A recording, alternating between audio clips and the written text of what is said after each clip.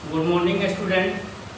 Today we are going to learn about 11th class electronic configuration. आज हम देखेंगे what is electronic configuration. Electronic configuration क्या होता है, हम उसके बारे में आज हम पढ़ेंगे। तो चलते हैं।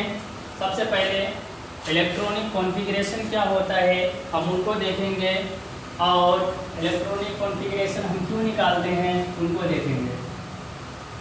इलेक्ट्रॉनिक कॉन्फ़िगरेशन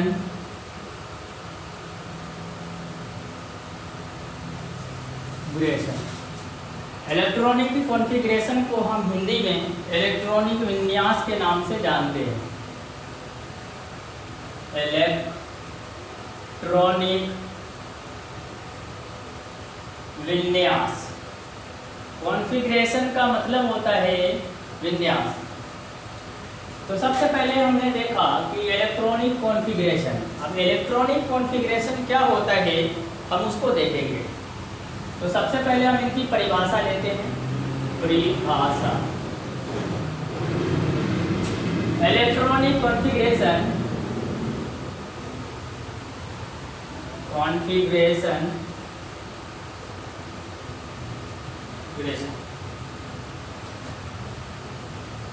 किसी भी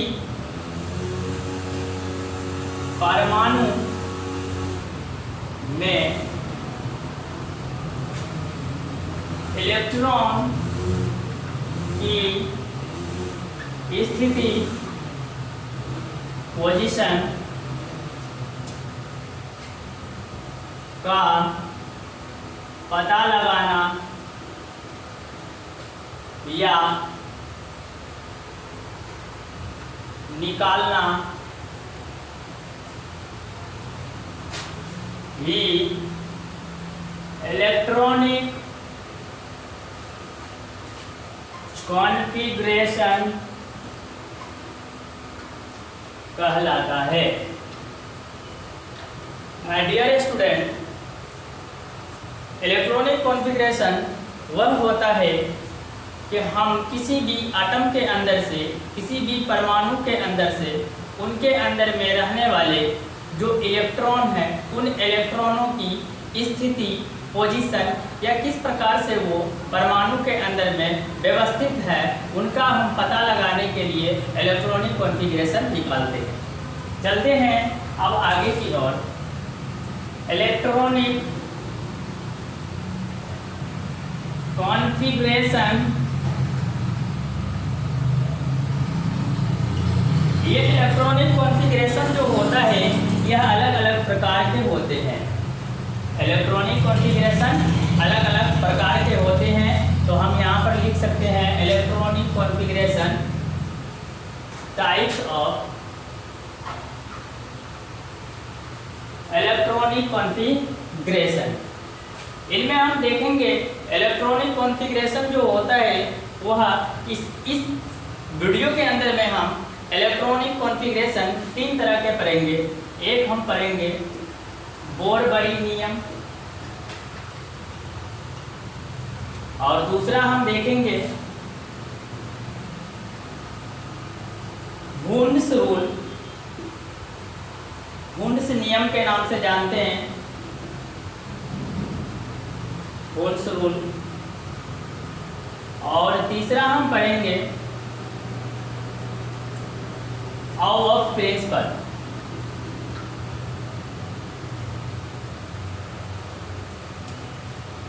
रूल या प्रिंसिपल लिखे।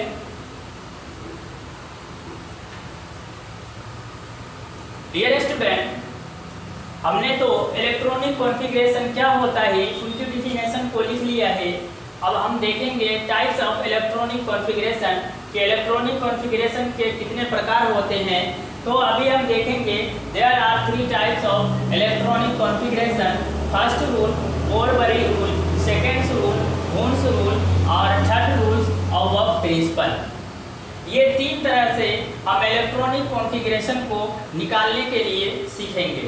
अब हम देखने की यहाँ आपको ज़रूरत है कि बोरबरी नियम, वुड्स रूल और अबव प्रिंसिपल है। तो आज हम बात करेंगे इस पहले वाले नियम पे जो बोरबरी नियम है।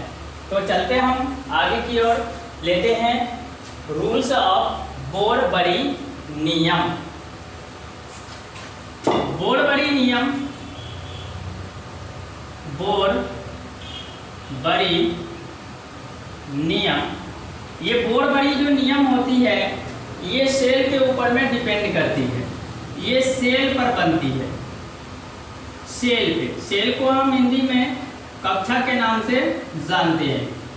और अबव प्रिंसिपल जो होती है ये हमारा सब सेल के ऊपर में बनती है, मीन्स SPDF पर बनती है, जिसमें कि आप पढ़े होंगे लोएस्ट क्लास के अंदर में 1s2, 2s2, 2p6 ये वाला जो पढ़े होंगे ये अबव प्रिंसिपल पर होता है।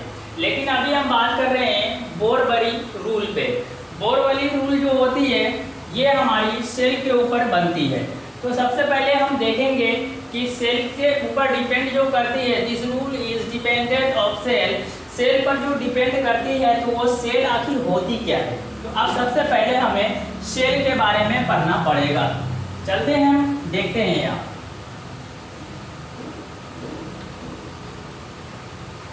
Depend of cell rule. ये सेल के रूल पे डिपेंड करती है। अब देखते हैं हम कि ये सेल क्या होती है। तो चलते हम देखते हैं कि सेल जो होती है, जिन्हें हिंदी में हम कक्षा के नाम से जानते हैं। सेल को हम कक्षा के नाम से जानते हैं। अब ये देखना है कि हमें किन किन चीज़ों की आवश्यकता होगी, या सेल जो होती है कितने टाइप्स की होती है। तो हम चलते हैं कि सेल जो होती है वो हमारा K L M N O और आगे की ओर हम डॉट डॉट लगा देंगे, क्योंकि जिस तरह से हमें एटॉमिक नंबर किसी भी एटम के बढ़ते जाएंगे तो सेल भी उसी तरीका से आगे की ओर इंक्रीज होती जाएंगी। तो चलते हम देखते हैं कि सेल जो होती है वह अंग्रेजी के अक्षरों में लिखी होती है। अंग्रेजी के अक्षरों से प्रदर्शित किया जाता है।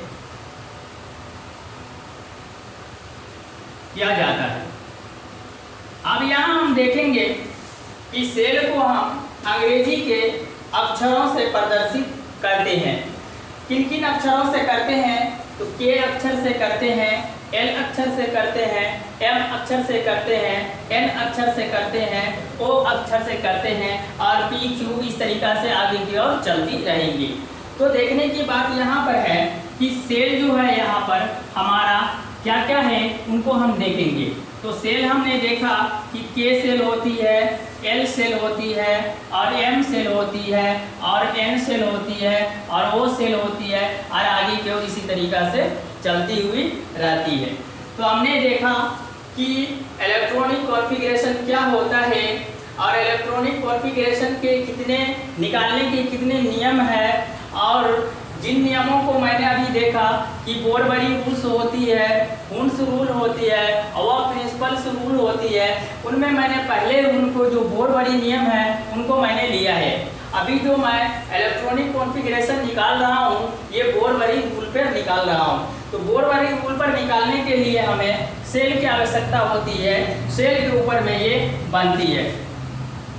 तो हमने देखा कि सेल जो होती है जिन्हें हम कक्षा के नाम से जानते हैं, इन सेल को हम अंग्रेजी के अक्षरों से प्रदर्शित करते हैं। सेल को हम K से, L अक्षर से, M अक्षर से, N अक्षर से, O अक्षर से इस तरीका से हम प्रदर्शित करते हैं।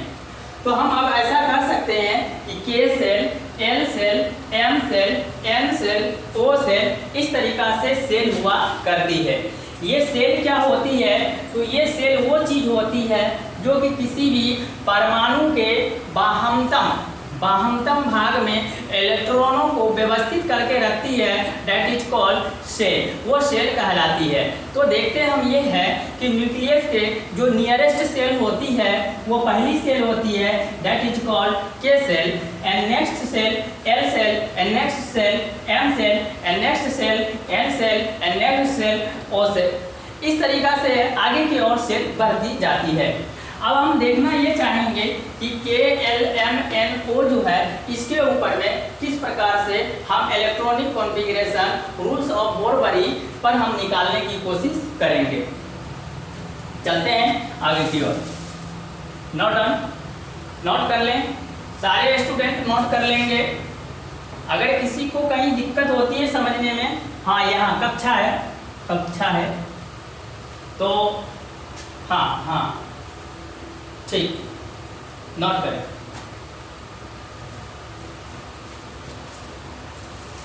ओके, तो अब हम आगे की ओर देखते हैं। हमने देख लिया कि सेल जो होती है वो के सेल होती है, एल सेल होती है, एम सेल होती है, एन सेल होती है, ओ सेल होती है, और डेट इज कॉल्ड इसी तरीका से आगे की ओर बढ़ती हुई रहती है। अभी हम बात करेंगे अब कि इलेक्ट्रॉनिक कॉन्फ़िगरेशन निकालने के लिए हमें सेल का तो पता चल गया, लेकिन अब हम किस तरीका से निकालेंगे। तो सबसे पहले हमें कुछ एलिमेंट्स लेना पड़ेगा। तो मैं कुछ एलिमेंट्स लेता हूँ। एलिमेंट्स को हिंदी में तत्व के नाम से जानते हैं। तत्व, सॉरी,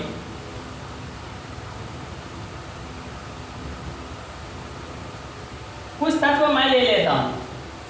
जैसे पहला मैंने लिया hydrogen, helium, lithium, beryllium, boron, carbon,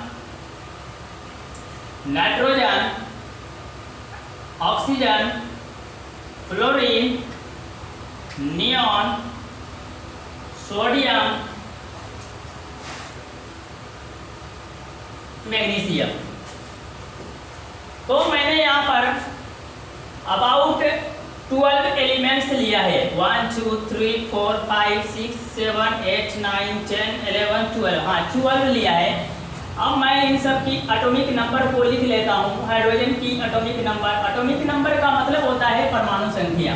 परमाणु संख्या 1, हीलियम की 2, लिथियम की 3, बेरिलियम की 4, बोरॉन का 5, कार्बन का 6, nitrogen 7, oxygen 8, fluorine 9, neon 10, sodium 11, magnesium 12। तो मैंने तत्व भी लिख लिया है और तत्व के एटॉमिक नंबर को भी मैंने डाल दिया है। अब हम चलेंगे इन तत्वों के इलेक्ट्रॉनिक कॉन्फ़िगरेशन किस प्रकार से हम निकालेंगे, हम उनको देखने की कोशिश करेंगे। तो अभी मैंने सेल लिखा था, K shell, L shell, M shell, N shell, O shell, इस तरीका से मैंने लिखा था। अभी आपने देखा था। अब एक लाइन ऊपर से और ले लेते हैं इस तरीका से। हाँ, एक बात और जानने की यहाँ पर कोशिश करेंगे आप कि के सेल के अंदर में more than number of electron 2 electron रहेंगे। ये याद करके आप रखेंगे कि के कक्षा के अंदर में ज़्यादा से ज़्यादा हम 2 इलेक्ट्रॉन ही रख सकेंगे। उसके बाद नेक्स्ट है हमारा एल सेल। एल सेल के अंदर में हम 8 इलेक्ट्रॉनों को व्यवस्थित करेंगे। और आगे है हमारा एम सेल। एम सेल के अंदर में भी हम 8 इलेक्ट्रॉन रखेंगे। और आगे की ओर हम चलेंगे तो इस तरीका से हम इलेक्ट्रॉनों को व्यवस्थित करते चलेंगे। तो एक बार फिर से आप देखेंगे कि के कक्षा जो होती है, के सेल में इलेक्ट्रॉनों की जो संख्या होती है मोर देन 2 होती है। एल सेल के अंदर में number of electron, total number of electron 8, and M shell number of electron in 8 electron कि एम सेल के अंदर में 8 इलेक्ट्रॉन, एल सेल के अंदर में 8 इलेक्ट्रॉन, के सेल के अंदर में 2 इलेक्ट्रॉन। तो आप समझ गए होंगे। आगे की ओर हम चलते हैं निकालने के लिए। तो चलते हैं इस तरीका से। पहले मैं हाइड्रोजन को लेता हूँ। तो हाइड्रोजन के अंदर में आप देखेंगे कि हाइड्रोजन की जो परमाणु संख्या होती है वह 1 होती है। तो फर्स्ट सेल के अंदर में हम 1 इलेक्ट्रॉन देंगे। अभी हाइड्रोजन के पास कितना इलेक्ट्रॉन है? 1 इलेक्ट्रॉन, तो हम 1 इलेक्ट्रॉन यहाँ पर दे देंगे। अब हाइड्रोजन के पास तो और इलेक्ट्रॉन है ही नहीं कि हम आगे की ओर देंगे। चलते हैं नंबर 2। नंबर 2 है हमारा हीलियम। हीलियम के अंदर में हम देखने की कोशिश करेंगे। सॉरी,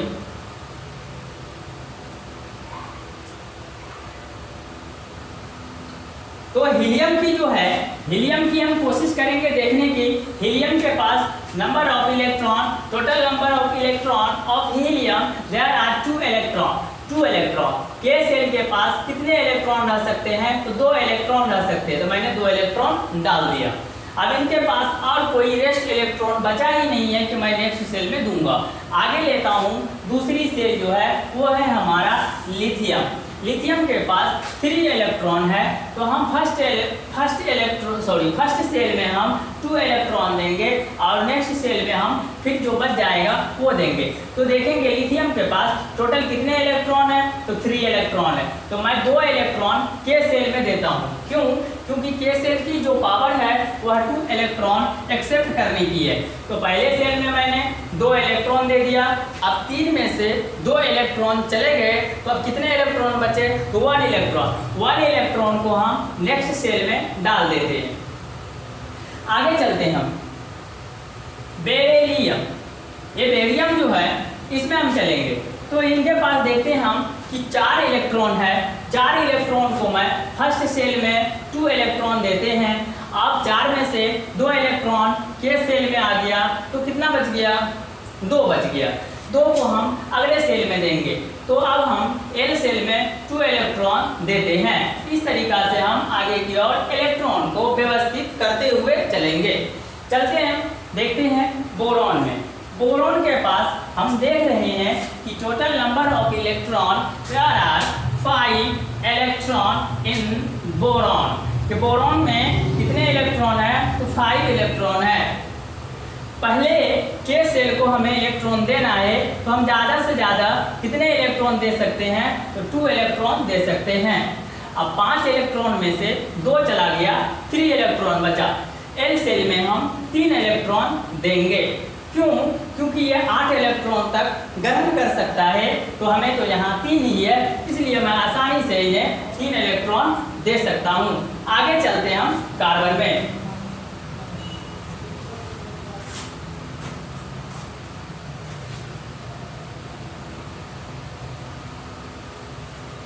आगे हम कार्बन में चलते हैं। कार्बन के पास देखते हैं 6 इलेक्ट्रॉन है। 6 इलेक्ट्रॉन में हम पहले सेल को 2 इलेक्ट्रॉन देते हैं। बच गया यहाँ हमारा 6 में से 2 minus equal to 4 electron L shell में आया। उसी तरीका से हम नाइट्रोजन के पास चलेंगे। नाइट्रोजन में देखेंगे कुल कितने इलेक्ट्रॉन है? तो 7 है। पहले सेल को मैंने 2 इलेक्ट्रॉन दिया और नेक्स्ट सेल में 7 में से 2 इलेक्ट्रॉन चले गए, 5 इलेक्ट्रॉन बच चुके हैं। 5 इलेक्ट्रॉन जो है वो हमारा एल सेल में पहुंच चुका है। अगला देखते हैं ऑक्सीजन है। ऑक्सीजन के पास total number of electron there are 8 electron. 8 electron oxygen के पास है, तो पहले सेल में कितना देना है हमें? तो 2 ही इलेक्ट्रॉन देना है। मैंने 2 इलेक्ट्रॉन डाल दिया है। अब चलते हम कि 8 में से 2 इलेक्ट्रॉन जा चुका है, 6 बचा। 6 हम एल सेल में देंगे, जो उससे अगली वाली सेल है। चलते हम आगे की ओर। आगे ऑक्सीजन के बाद हम देखते हैं कि हमारा फ्लोरीन है। फ्लोरीन के पास टोटल 9 इलेक्ट्रॉन है। पहले सेल में मैंने 2 इलेक्ट्रॉन दिया। अब 9 में से 2 चला गया, 7 बचा। 7 को मैंने किस सेल में डाला? तो एल सेल में डाला। आगे चलते हैं हम। ये नियोन है। नियोन के पास 10 इलेक्ट्रॉन है। पहले सेल में 2 इलेक्ट्रॉन दिया, 10 में से 2 इलेक्ट्रॉन गए, 8 इलेक्ट्रॉन इसके अंदर में आ गए। एल सेल में 8 इलेक्ट्रॉन। एल सेल कितने से कितने रख सकते हैं? ज़्यादा से ज़्यादा 8 इलेक्ट्रॉन, 8 तक पहुंच चुका है। आगे हम देखते हैं सोडियम की। सोडियम के पास टोटल इलेक्ट्रॉन कितने हैं? 11 इलेक्ट्रॉन है। तो पहले सेल में मैं 2 इलेक्ट्रॉन देता हूं और 11 में से 2 चला गया, तो 9 बच गए। 9 इलेक्ट्रॉन हम यहाँ नहीं देंगे। यहाँ हमें एल सेल की जो पावर होती है मोर देन इलेक्ट्रॉनों की वह 8 ही होती है, हम इसमें 8 ही इलेक्ट्रॉन रखेंगे। अब देखेंगे 2 इलेक्ट्रॉन और 8 electron equal to 10 electron. 1 electron बच चुका है, 11 में से 10 चला गया, 1 बच गया। एक हम एम सेल नेक्स्ट सेल जो है हमारा उसमें डालेंगे। चलते हम मैग्नीशियम के पास। मैग्नीशियम के पास 12 इलेक्ट्रॉन है, पहले सेल में 2 इलेक्ट्रॉन दिया, बच गया हमारा 10। दूसरे सेल में मैंने 8 दिया, हो गया 10। 12 में से 10 गया, बच गया कितना 2 हमारा नेक्स्ट सेल में आ चुका है इलेक्ट्रॉन। इस तरीका से हम बहुत सारे इलेक्ट्रॉनों का बहुत सारे परमाणुओं का हम इलेक्ट्रॉनिक विन्यास निकाल सकते हैं। तो एक बार इनको फिर से देख लेंगे। आप अगर कहीं इसमें आपको दिक्कत समझ में आ रही है तो आप अभी पूछ लेंगे और इन्हें नोट डाउन कर लो सब। हाँ सॉरी, हाँ कंप्लीट है। हाँ, यहाँ से आप नोट करते चलेंगे और हमें जो अभी आप 11th क्लास के पढ़ रहे हैं तो आपको कम से कम 30 तक होना चाहिए, 30 तक 30 एलिमेंट्स के कम से कम होने चाहिए। और जो 10th वाले को तो ऐसे भी 20 पर ही हो जाता है समाप्त उनका, लेकिन आपको कम से कम 30 तक जाना पड़ेगा। हाँ, क्योंकि 12 में इन सब चीज़ों की उतनी आवश्यकता नहीं होती है, लेकिन वहाँ जाने के बाद आपको प्रॉब्लम आ सकता है, तो इसीलिए आप 30 तक बना लेंगे ना तो आपको कोई दिक्कत नहीं होगा। नोट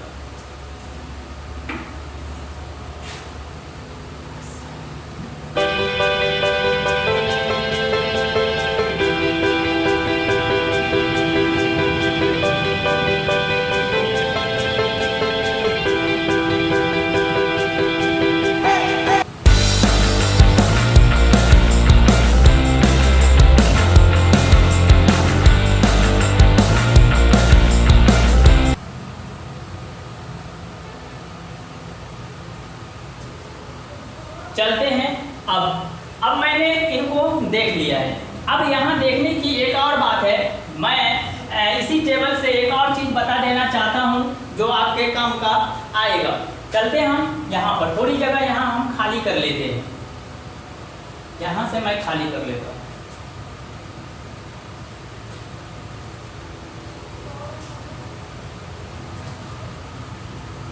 देखिए, सेल के अंदर में सेल जो होते हैं सेल, इस सेल को हम यहाँ पर 2 भागों में बांट देंगे। एक को हम बांटेंगे कोर में और एक को हम बांटेंगे वैलेंसी में। देखिए, ये वैलेंसी सेल हो गया हमारा, इन्हें हम कोर सेल के नाम से जानते हैं। तो सेल जो होती है जिन्हें आप हिंदी में कक्षा के नाम से जानते हैं, इन कक्षाओं को हम 2 भागों में यहाँ पर बांट दिया है। एक हमारा कोर कक्षा होंगी और एक हमारा वैलेंसी सेल होंगी। वैलेंसी सेल को हम संयोजी कक्षा के नाम से भी जानते हैं। संयोजी कक्षा के नाम से जानते हैं, इन्हें हम कोर कक्षा के नाम से जानते हैं। सेल को कितने भागों में डिवाइड किया गया, तो 2 भागों में यहाँ पर मैंने डिवाइड कर दिया है। पहला लिखा कोर सेल और दूसरा लिखा मैंने वैलेंसी सेल। मैं इसलिए यहाँ पर बताना चाहता हूँ कि फिर इन्हें बताने के लिए टेबल बनाने की आवश्यकता होगी, इसीलिए मैं यहाँ पर आपको बता दिया ताकि आपके समझ में आसानी से आ जाए और आपका टाइम भी बच जाए। चलते हैं, हाँ चलते हैं आगे की ओर। देखेंगे कि सर आपने तो बताया सेल है यहाँ, अब सेल को आपने 2 भागों में बांट दिया है, divided by 2 parts. First parts name core shell और second parts name valency shell. Where is core shell in this shell and valency shell, where is valency shell in this shell. कि इस सेल के अंदर में, इस कक्षा के अंदर में कौन हमारा कोर कक्षा होगा और कौन सा हमारा संयोजी कक्षा होगा। तो चलते हैं, देखने की कोशिश करते हैं।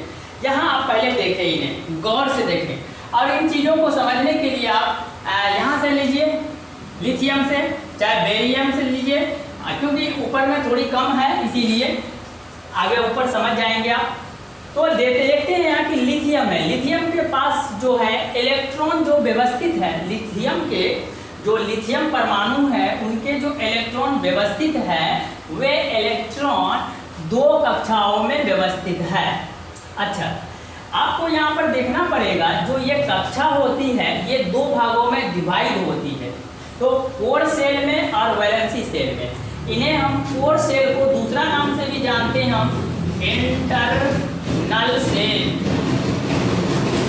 और वैलेंसी सेल को हम दूसरे नाम से जानते हैं आउटर मोस्ट सेल। हिंदी जानना चाहेंगे तो इनका होता है बाह्यतम कक्षा, और इंटरनल जो सेल है इन्हें हम बोलते हैं आंतरिक कक्षा। समझ गए होंगे। इंटरनल सेल्स, इन नामों से ही पता चलता है कि ये आंतरिक होंगी, मतलब ये जो कक्षा होंगी वो अंदर वाली कक्षा होंगी, मीन्स बाहर वाले कक्षा के अंदर होंगे। और देखते हैं हम कि आउटर मोस्ट जो है सेल, ये outer most shell means Hindi meaning of outer most shell बाह्यतम कक्षा। बाह्यतम कक्षा, बाह्यतम का मतलब होता है बाहरी। आप समझ ही गए होंगे, इंटरनल मीन्स होता है अंदरूनी और बाह्यतम मतलब होता है बाहरी। आप समझ गए ही होंगे कि बाहरी कक्षा वह कक्षा होती है जो कि अंदर, उनके अंदर कुछ और कक्षाएं होंगी, तो अंदर उनके जब कोई कक्षा होंगी उनके बाद जब वो कक्षा होंगी तभी तो वो आउटर मोस्ट सेल कहलाएंगी, मतलब बाह्यतम कक्षा कहलाएंगी, मीन्स बाहरी कक्षा कहलाएंगी। तो चलते हम इन्हीं दोनों चीज़ों को हम यहाँ से समझने की कोशिश करते हैं। तो देखिए यहाँ लिथियम को मैंने लिया है, इनमें 2 कक्षाएं हैं, एक ये कक्षा है, ये सेल है मीन्स ये सेल है, और दूसरी कक्षा यानी कि एल सेल है। तो आप यहाँ पर देखेंगे एक कक्षा ये होगी, एक कक्षा ये होगी। अब यहाँ पर 2 सेल है, 2 कक्षा है, तो आप बताएंगे कि कौन सी इंटरनल सेल है और कौन सी आउटर मोस्ट सेल है। Very good. हाँ, internal shell, this is internal, sorry this is an internal shell and this is an outermost cell. This is an internal cell, this is an outermost cell.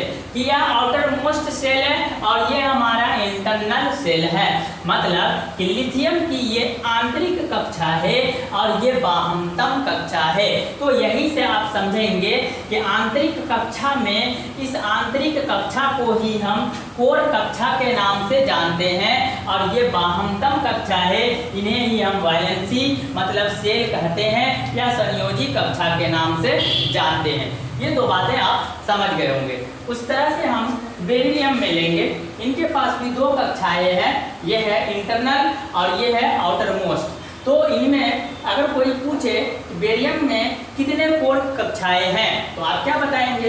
Core कक्षाएं कितनी है? तो only 1, एक ही है, क्योंकि ये तो बाह्यतम कक्षा है तो एक कक्षा होती है।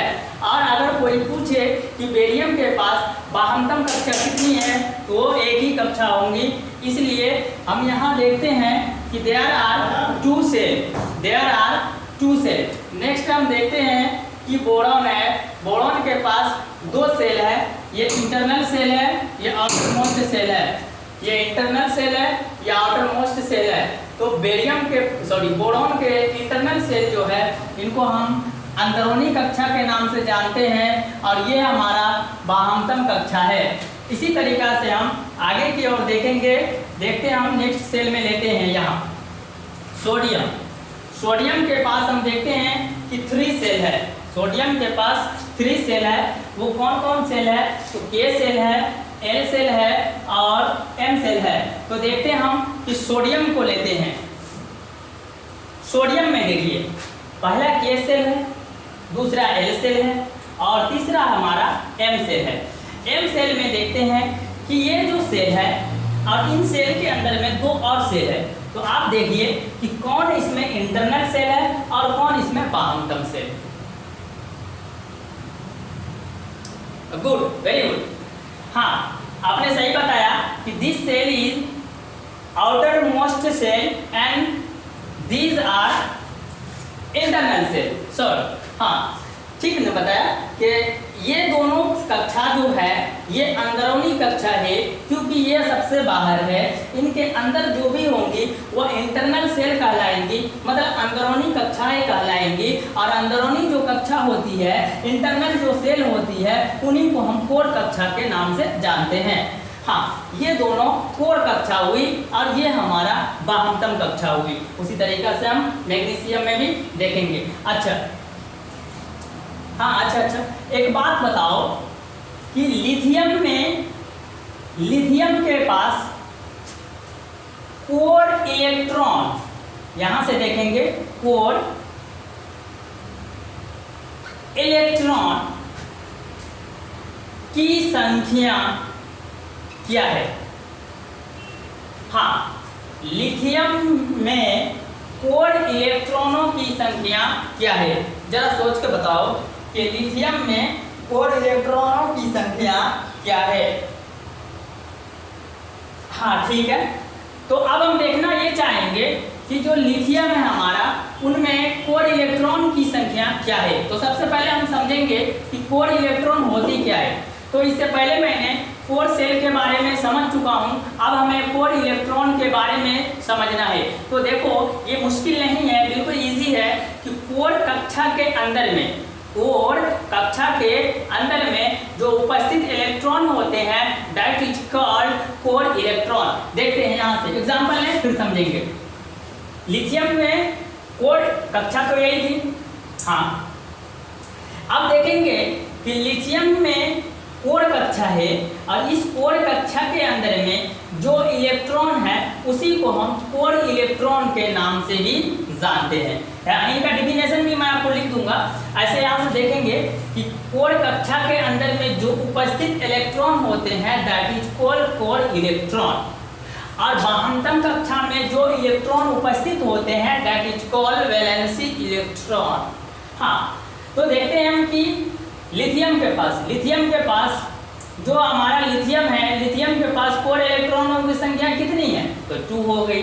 अगर इसी तरीका से आपसे पूछा जाए कि ऑक्सीजन के पास बताइए कि कोर इलेक्ट्रॉनों की संख्या कितनी है ऑक्सीजन में, तो ऑक्सीजन में कितना है? तो 2 है। अगर आपसे पूछा जाए कि सोडियम की बताइए, सोडियम में कोर इलेक्ट्रॉनों की संख्या कितनी है, तो सोडियम में कितना हो गया? तो देखेंगे, गिनेंगे और बताएंगे।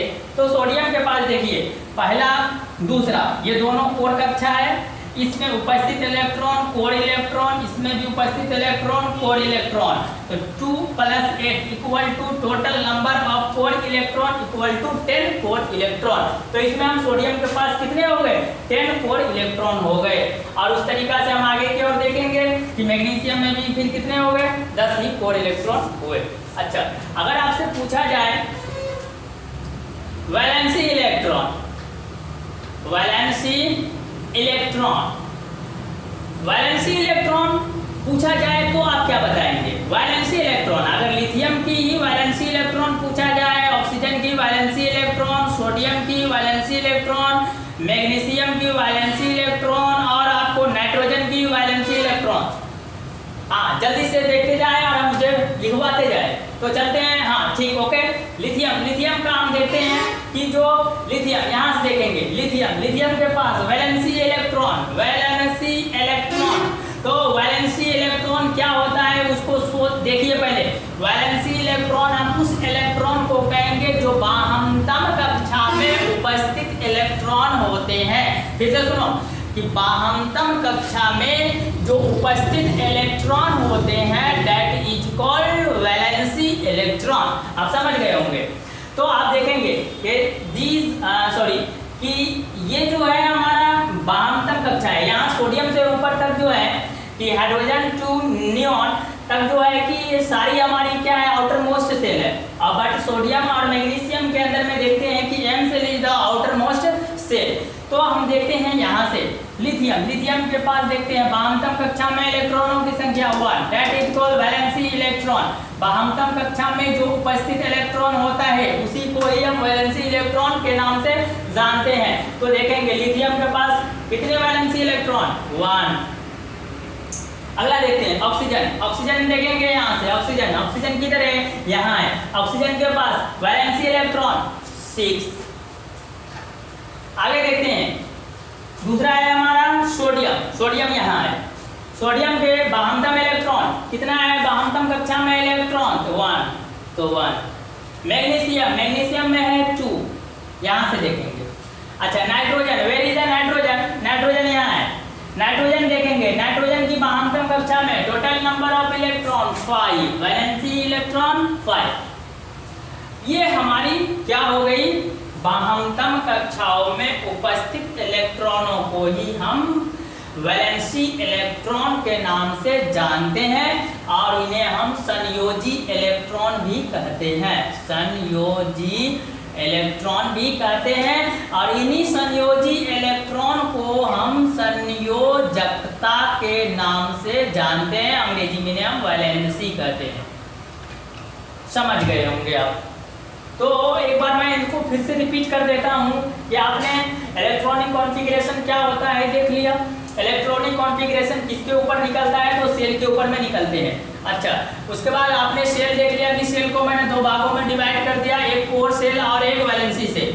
फिर आपको मैंने कुछ एलिमेंट्स दिया, इस एलिमेंट्स को जैसे कि हाइड्रोजन, हीलियम, लिथियम, बेरिलियम ये सब सारे दिया और उनके जो एटॉमिक नंबर भी मैंने लिख दिया। और उनके बाद जो मैंने उनके K shell, L shell, M shell के अंदर में इलेक्ट्रॉनों को व्यवस्थित किया। तो आपसे अगर पूछा जाए इस तरीका से कि कोर सेल क्या होती है, कोर इलेक्ट्रॉन क्या होती है, संयोजी सेल क्या होती है, संयोजी इलेक्ट्रॉन क्या होती है और संयोजकता क्या होती है, ये सब संयोजी कक्षा क्या होती है, तो आप सारे बात आई होप कि आप समझ गए होंगे यहाँ से यहाँ तक। अब जो बच गए हैं इनमें मैग्नीशियम से मैं आपको कैल्शियम तक ले चलूँगा, 20 तक ले चलूँगा, कैल्शियम तक मैं नेक्स्ट वीडियो में आपको बताऊंगा। क्योंकि इस वीडियो में ज़्यादा देने के बाद जो है कि वीडियो बहुत बड़ी हो जाती है, अपलोड करने में बहुत समय लग जाता है। आप इस वीडियो को लाइक करेंगे और ज़्यादा से ज़्यादा शेयर करेंगे और सब्सक्राइब करेंगे। Thank you.